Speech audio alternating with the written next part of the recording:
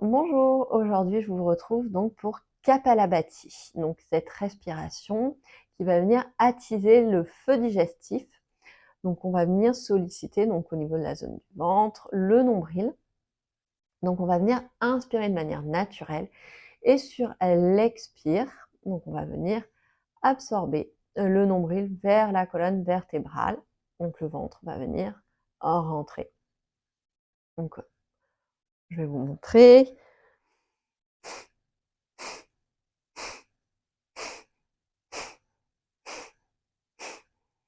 Donc dans cette respiration, on a toujours le bassin ancré au sol ou sur un support. Donc moi, par exemple, je me suis installée en posture du diamant sur une brique. Vous pouvez être en posture assise si c'est plus confortable pour vous. Et on a toujours le sommet du crâne qui s'étire pour éviter, donc là je vais exagérer un petit peu. Voilà, on veut éviter du coup que tout le buste vienne être sollicité dans cette posture. Donc on garde vraiment le haut du dos, on imagine qu'on est adossé contre un mur, le sommet du crâne qui s'étire. Donc on inspire naturellement par le nez.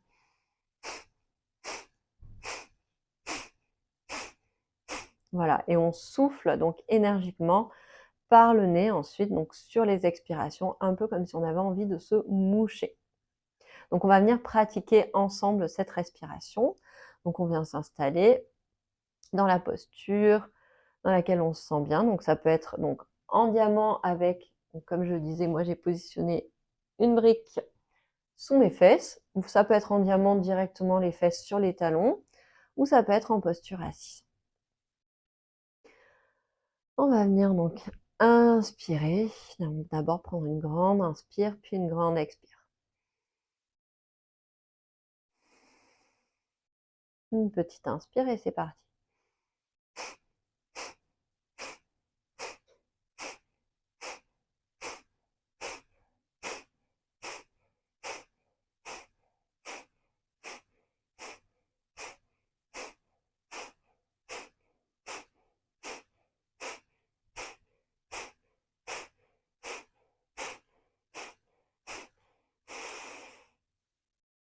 Voilà, à la fin de Kapalabhati, on vient vraiment vider l'air dans les poumons, donc on va jusqu'au bout de l'expiration. Et ensuite, on peut venir prendre une rétention à poumon plein, donc une inspire. Et on viendra à retenir son souffle. Donc on pourra rapprocher le menton de ses clavicules, engager à nouveau son plancher pelvien.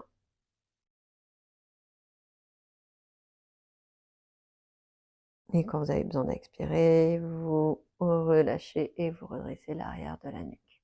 Donc là, en fait, on vient de faire un cycle de 30 Kapalabhati, donc 30 expires, à un rythme, disons, standard. Du coup, on va essayer de venir faire un deuxième cycle, donc qui va être plus long. On va essayer de venir faire 60 expires. Et donc, on va essayer d'accélérer ce rythme. Je trouve mes mots. Voilà, donc à nouveau, on prendra une inspire, une grande expire. Une petite inspire, on fera nos 60. À la fin, donc on viendra bien vider l'air qu'on a dans nos poumons, aller jusqu'au bout de l'expiration. Et ensuite, donc on viendra prendre une rétention à poumon plein et on viendra donc rapprocher le menton des clavicules et engager le plancher pelvien pour garder en fait cette énergie, ce souffle au niveau du buste. Donc on vient prendre une grande inspire, une grande expire.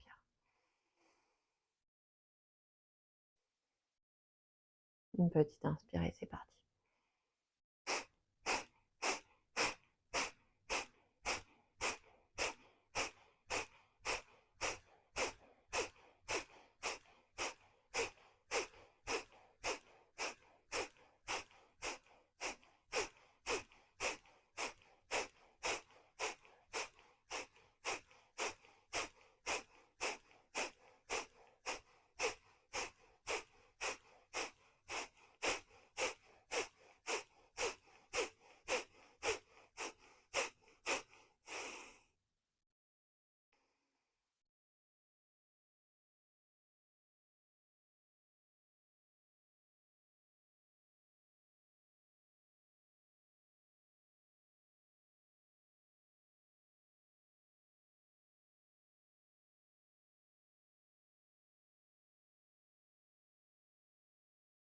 Et quand vous avez besoin de expirer, vous relâchez pour redresser l'arrière de la nuque.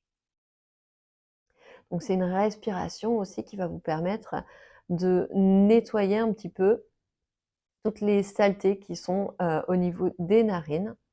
Donc on peut avoir envie de se moucher après avoir pratiqué Kapalabhati, c'est tout à fait normal. Voilà. Et également, c'est une respiration du coup qui est recommandée de faire avant de manger. Donc si jamais vous avez mangé, évitez de faire Kapalabhati parce que du coup, comme on vient activer le feu digestif, voilà, ça peut être assez inconfortable. Également, cette respiration est déconseillée aux femmes enceintes. Donc si vous êtes enceinte, de toute façon, si vous essayez de la faire, vous allez vite vous rendre compte que soit vous allez avoir la tête qui va tourner, soit ça va être totalement désagréable. Donc vraiment, voilà, respiration à proscrire pour les femmes enceintes. Et bien maintenant, je vous laisse. N'hésitez pas à la pratiquer et si vous avez des questions, n'hésitez pas à me les poser.